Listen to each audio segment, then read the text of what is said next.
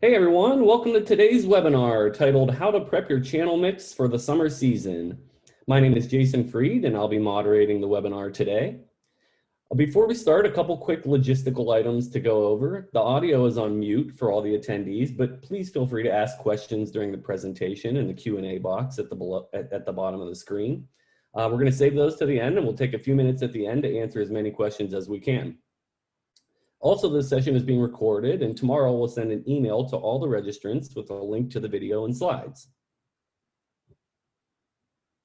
So the agenda today, I'm really excited about this topic.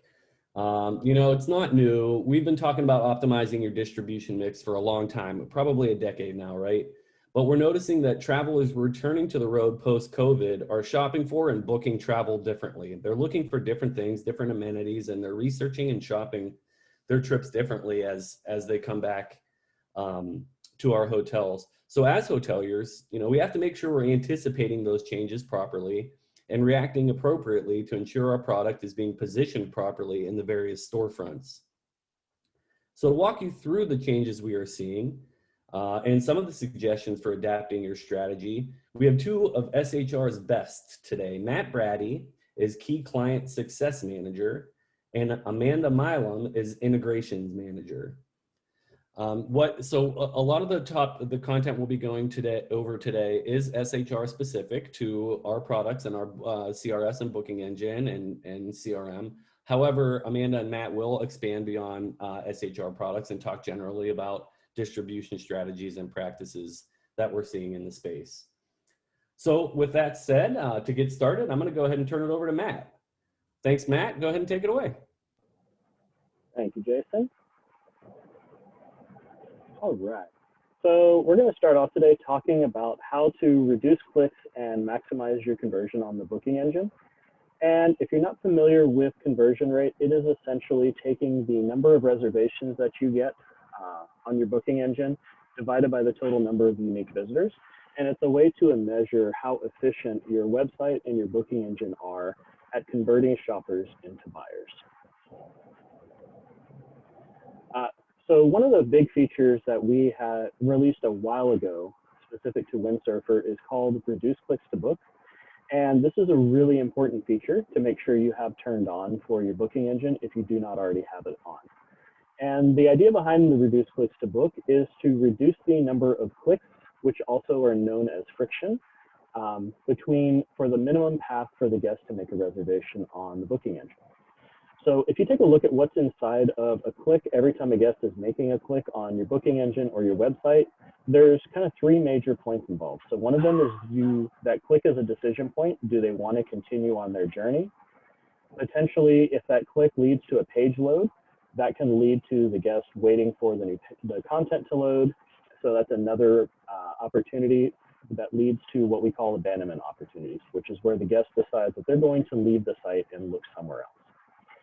So as you increase friction, you're essentially adding more of those decision points, more of those page loads, and ultimately more of those abandonment opportunities. And by reducing friction, you're decreasing all of those, which should lead to an overall increase in your conversion rate. To take a look at what Reduce Clicks to Book does specific to the Windsurfer booking engine, if you take a look at the left side of this slide here, your standard booking flow when using the grid view is about 8 steps from landing on the index page to making your final reservation. And by turning on Reduce Clicks to Book, we're essentially removing 2 of those steps, which is this click through the modal that pops up before you go to the cart page. And it also removes the cart page itself by combining it with the checkout page. So you're going from around 8 steps minimum to make a reservation to down to 6. And if we look at all of the different ways that a guest can get to the final reservation with the Windsurfer booking engine, on the left here, you can see the grid view is around 8 steps. If you're familiar with the list view, it's 1 less step. It's only 7 clicks in order to get to your booking. And by enabling Reduce Clicks to Book, you're actually knocking that grid view down to 6 and the list view steps down to 5. And ultimately what this does for you from a benefit standpoint is if you stay with the grid view and you just enable Reduce Clicks to Book and do nothing else, you've removed 20% of the friction to 20% of the clicks and 20% of the friction to get to a reservation. If you are working with the list view, that's actually a little bit closer to almost a 30% reduction in the number of clicks you have to make. And if you want to take extreme results in the list view, something that makes sense for your property, and you want to make that your default and turn on reduced clicks to book, you're looking at almost a 40% reduction in the number of clicks in order to do that. And with no other factors involved, just by turning on reduced clicks to book, we have seen a 10% lift in conversion rate for hotels that have reduced clicks to book enabled versus those who do not. And if you are already on Windsurfer and you want to turn this on now that you've heard about this, you can go into your property description, the branding section, click on the IBE settings tab, enable reduce clicks to book there, and hit save. And just with that alone, you will have already made it easier to make a booking on the booking engine. There are some additional opportunities to reduce those clicks and friction. A lot of these will, again, be specific to the Windsurfer booking engine, but there may be equivalents if you're not on the Windsurfer platform already. One of them is enabling the floating sidebar on the checkout screen. So as you scroll down the page, putting in your information, that sidebar where the checkout button is and the agree to terms and conditions button always stays in your view.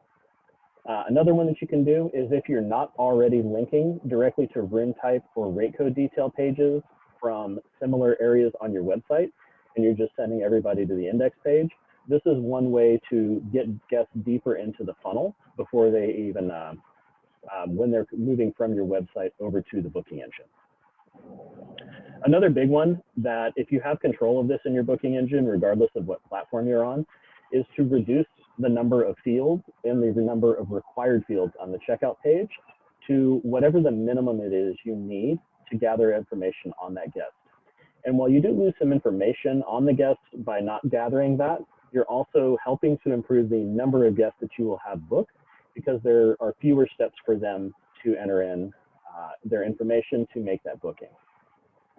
Another one that has been brought up with a recent enhancement is we've allowed you the ability to determine whether the calendar will be open or closed by default when you land on the page. So if you have a website where you're just using a book now button and you're not putting in your dates before you get to the booking engine, it might make more sense to change the calendar to be open by default and save the guest that extra click once they land. If you are using a website widget that populates the dates before you get to the booking engine, it might make sense to have that set to close. So just make sure that's in alignment to however you're transitioning guests from your website to the booking engine. If you're on the Windsurfer platform and you don't have a whole lot of different offers and you don't have a whole lot of different room types, it might make sense to move your default view from the grid view over to the list view. And that's just because this is a more streamlined view with one less click in order to get to the next step in the process. And if you can get by with the list view and it makes sense for how your property is set up, you essentially have guests one click away from reaching the checkout page as soon as they land on the booking engine. And then another one specific to the Windsurfer booking engine is if you have the hotel header set up and you already have a lot of content about the hotel on your website and you're relying on the website to give that content to the guests, maybe consider disabling that hotel header. And then what that will do is move all of the content above the fold. So that way the guest doesn't have as far to scroll to get to the actual offers and room types. So now that we've talked about ways to streamline the booking process, let's talk about how you can showcase your offers to make sure you're promoting the best options to the guests. This is again going to be focused specifically on Windsurfer booking engine features, but there may be some analogous ones if you're on another platform. One of them is what we call the feature products block. And what this does is this allows you to choose a select set of offers. You can have 4 offers total that can appear in this space, and 2 of them can be displayed at the same time. And what this will do is allow you to put these offers that you want to promote above everything else up here at the very top of the page. They'll take up more of the screen real estate, so they're more prominent and will draw the eyes better. And you can use that as your primary selling options when a guest lands on the index page of the booking engine. And This is where you can go in under IBE settings. You would choose your IBE block. You can set that either to featured product or curated rates. And then you would go here for your special offers to put those in. You would just put them into slots 1 through 4. And if you're doing a curated rate setup, which is a bit more of a complex one, but it basically allows you to have the lowest priced offer from a number of different offers display in one of 3 boxes, you would set that up down here. Now, in addition to maximizing how efficient the booking engine is at turning a shopper into a buyer, there's also additional opportunities to help increase the revenue per booking that you're generating through the booking engine. So one of them is a new enhancement we have made to the upgrade on the room types feature at the checkout screen. So this used to be a simple drop down that just told you how many additional dollars it was per night to upgrade a room. And now there are additional new features. So this has a pop-up modal that has a more visual experience. So you can see the pictures of the room that you would be upgrading to. There's also customizable CTA text, call to action text that you can use to essentially tell a guest what they gain from upgrading to this room type. And you can select that from this box here. So, and it'll still retain the prominent feature of how much, what the cost difference is per versus what you've already selected.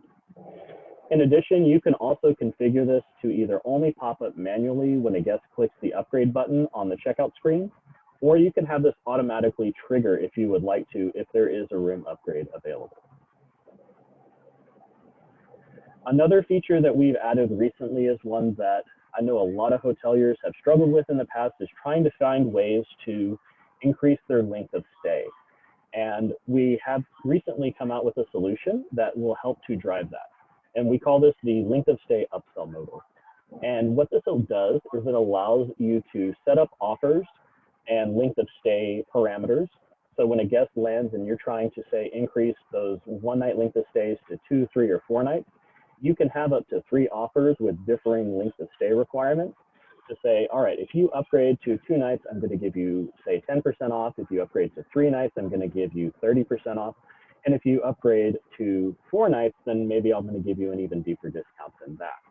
And as soon as they click this add 2 night, add 3 night, or add 4 night button, that will actually automatically change them over to the new offer with that longer length of stay and add the additional nights and send them to the checkout process from there.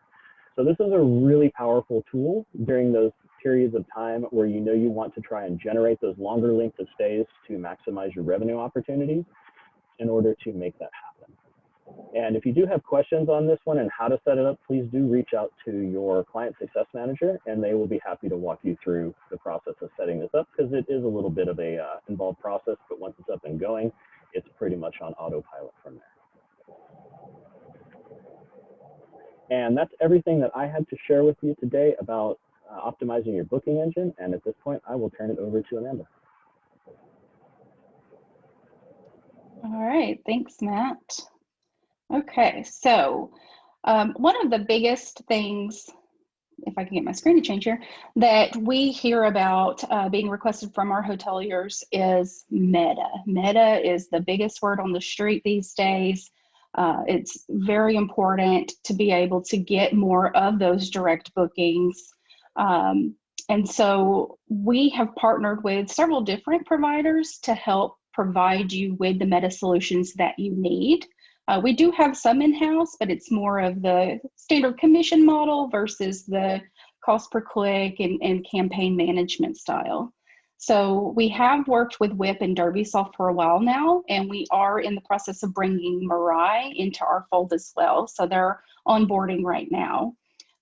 These are some of the meta channels that they're able to provide to you. So if you have any interest in that, definitely worth checking out one of those groups. And if you have a preferred agency, seeing if they maybe work with one of these providers.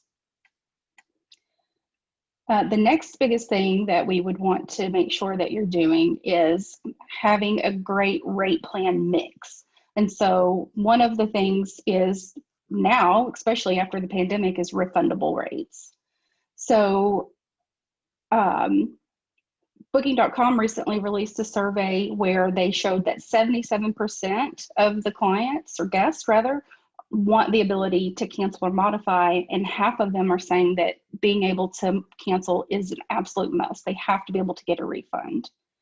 Expedia's put out a lot of material on this as well, where travelers are now valuing refundable rates 24% over any other particular feature. So being able to cancel, reschedule with no charge is definitely one of the top travel priorities. We've done recent enhancements with both DerbySoft and our Google connectivity to make sure that we're passing refundable information and cancellation policy information. When we are working with new payment gateways, working through refund workflows is one of the biggest pieces that we spend a lot of our time on, because we just know that that is so important now. So you can create refundable rates by associating a refundable policy to any rate plan. You're able to do this in Windsurfer. You're able to do this on the Expedia, Partner Central. Really, any of the distribution sites that you use should have a way for you to either flag a particular rate plan as refundable or associate a refundable policy to that plan. Where applicable, you can also add refundable text into the rate plan name as well, just to bring more clarity to your guests that you would offer that for them. Even if you're needing to collect a deposit, you're still able to flag that deposit as being refundable, so that they are clear that they can retrieve that money back if their plans do change. And then if you really can't do refunds, if you don't want to, that's not in your strategy for certain rate plans, with Booking.com especially, they do have a feature that you can use where you can do a one-time change. So you still keep that guest, you're just allowing them to modify their dates a little bit. I just got back from the Expedia Click event in Vegas a couple weeks back, and so I just wanted to share with you some stats that they announced there that I thought were really interesting surrounding refundable and non-refundable. So in 2018, 91% of their travelers that they surveyed were looking for the best value for the dollar. That's where you're going to see more of those non-refundable rates booked for discounts. By March of 2021, only 40% said that they would book a non-refundable rate, and it was 66% the year prior. By 2022, flexibility in refundable rates is the #2 ranked feature that they look for, only falling behind an easy booking process. So definitely something to keep in mind to get that right rate mix for your clients. Here is just a kind of quick view of some of the work that we did on the Google side to show the refundable feature. A lot of the guests are now also starting to filter by refundable. So very important that you have all of those plans set up to specify that, even outside of just your general policy, so that if someone is doing a filter on, Google, Expedia, Booking.com, any of the travel sites, that you will return when they do that filtering. Now, with that said, non-refundable rates are still important. Guests have different preferences for different trips. Part of the Expedia's survey that they did does show that US travelers are more likely to book a non-refundable rate to get a discount. And then some of the Booking.com data that we have show that there is a lot more confidence in booking a non-refundable the closer you are to your stay.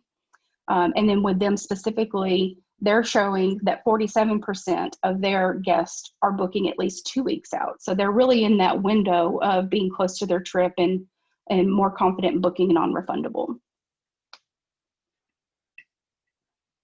Let's see. Let me go to the next slide here. Okay. Another good strategy to have are member-only deals. So with Expedia especially, their group members on average book twice as many nights and spend twice as many dollars as non-members. And they're also more frequent travelers. On the Booking.com side, their loyalty membership is 75 million customers strong. So that's just a huge opportunity really with these OTAs, along with your own booking engine, to offer some of those member only deals. And again, you have to keep in mind now that a lot of guests are starting to filter based off of particular rates that they're looking for.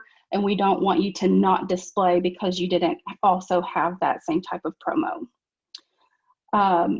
We actually asked Expedia about any survey results that they had on promo creation. Not sure if you're aware, but last year we did do an enhancement to our system to allow you to create promotions within Windsurfer to be created on Expedia side. So their survey actually went out to their hoteliers, and it showed that 56% of hotels were aware if their software provider could offer that feature for them. And then 42% actually said that they would like to manage it via that software.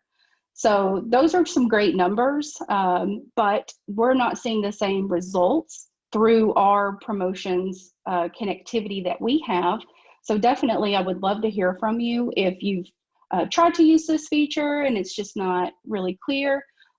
Reach out to me. I'd love to talk to you to see if there's any changes that you would suggest, ways to make that feature even better, because we definitely want to make the promotion creation as easy as possible for you. And some of the promotions that you can do outside of just member only deals would be setting early bird specials or multi-night, and even same day bookings as well. Mobile is another really good thing to have. Let me go to the next slide here. Oh, sorry, before I go to mobile, just a quick setup tip for how to create a promotion within our newest feature in Windsurfer. If you wanted to set up a member only promotion, it's 4 steps. So you would have an Expedia promotions category in your Windsurfer menus. You would create new, select the promo type and offer that you want to put out there. Then you can flag it for member only with just a quick tick box, or mobile only if that's what you wanted to do as well. And then you create new and it's done. So really easy to use this. Now I'll go more into mobile. So this is just a quick look at the 10 most downloaded OTA apps. We've got booking.com on there, Hopper, which is a channel that we're getting ready to work with as well, Expedia. So a lot of the guests are downloading these apps and using those directly on their phones to do their research and make their bookings. We definitely want to make sure that if they filter through mobile only rates, that you also have that opportunity to return as well, so that you're not getting overlooked or missed. 54% of all of the bookings from Expedia are actually done on mobile. Agoda also shared with us that mobile is their fastest growing channel. They have 18% year-over-year growth in mobile bookings. And they also note, Agoda also notes that they convert more customers via mobile than they do web. So definitely an important channel to be taking full advantage of. I know we've been talking about it a lot over the years, but it's definitely on the rise again for sure.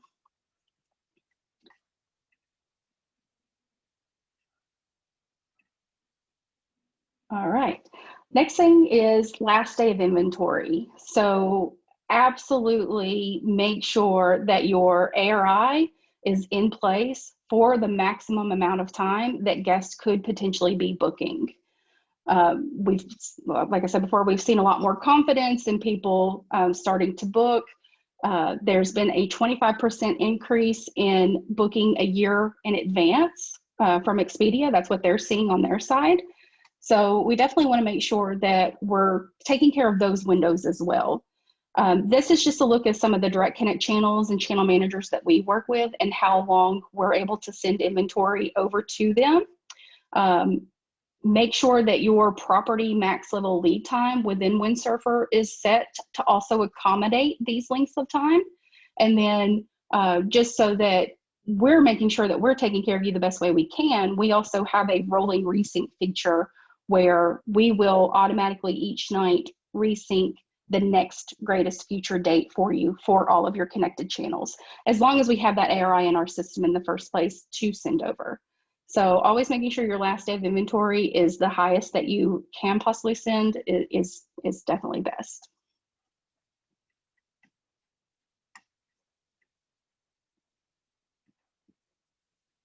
And then just a quick look at some of the upcoming channels that we have.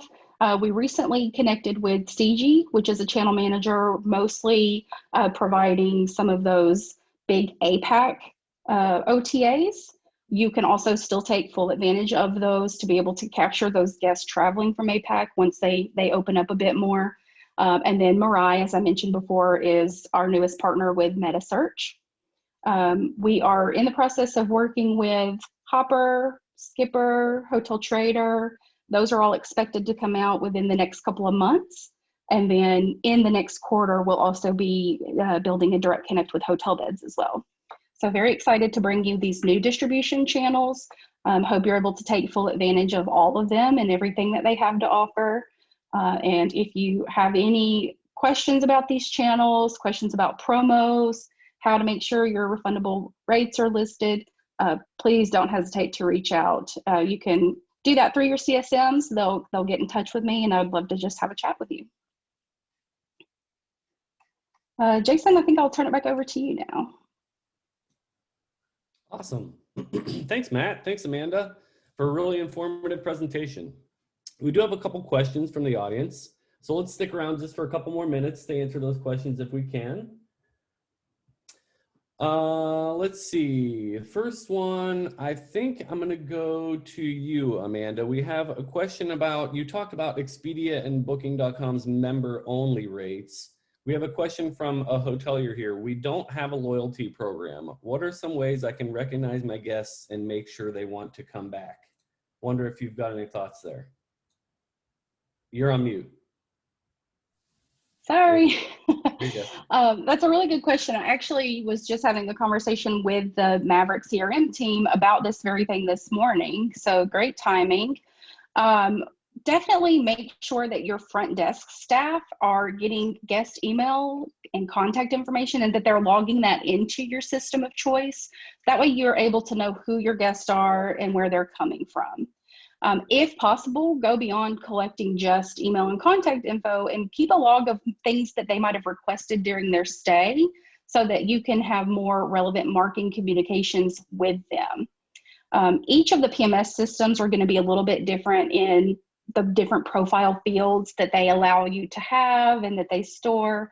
So definitely check out the options you have available to you within your own PMS and just make a plan for, what you really want your strategy to be, what fields that are available to you would be beneficial for you to target, and then collect as much of that data on every single guest that you can. All of this is a lot easier to do if you do have a proper CRM that can help you with that segmentation, but it is possible to do it manually also. Also, broaden your terms of loyalty. So loyalty, you don't have to always offer free nights, points, things like that. Loyalty could be just a recognition program as well, where you don't really have a formal loyalty program, but you're able to at least recognize your guests when they come back to your hotel. And then if you see that they're staying multiple times, offer them a small discount to come back again. Definitely having recognition as part of your marketing strategy is a good step to go. Yeah, thanks for that. Super informative. Matt, I'll go to you with the next one. I've got two that I think will work for you. First one is about, we have a question from a hotelier who says he's late to the game and just focusing now on our direct booking strategy. Where should I start?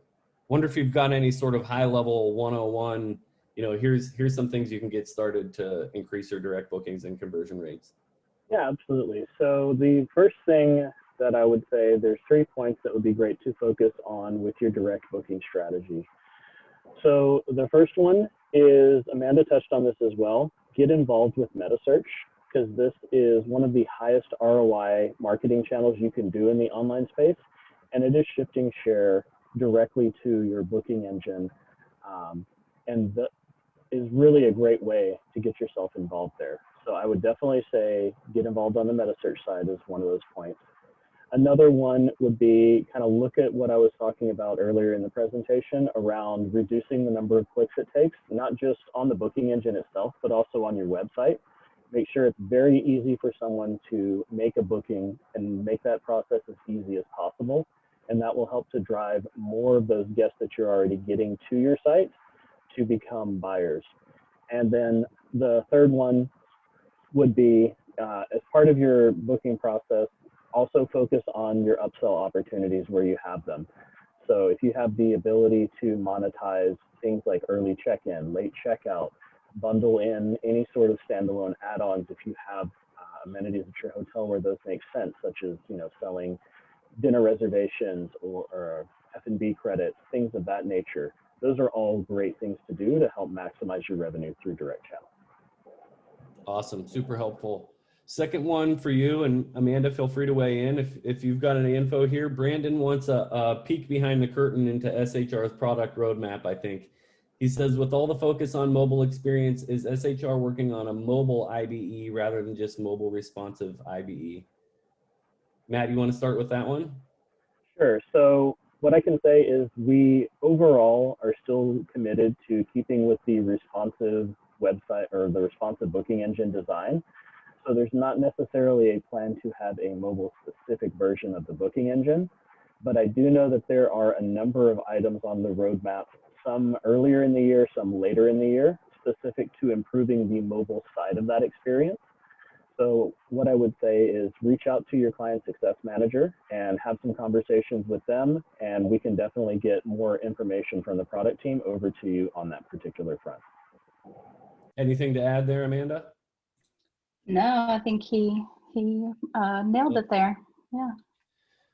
Cool. Those are all the questions that we have. So we will wrap. I want to thank again Amanda and Matt for their informative presentations. And thank you to all our panelists as well for showing up. Obviously, if you guys have additional questions for Amanda and Matt, you can reach out to them or reach out to me directly and we'll get those questions answered for you. Other than that, thank you for participating today and look out for the recording of this webinar tomorrow. Thanks, everyone. Thank you. Bye. Thank you.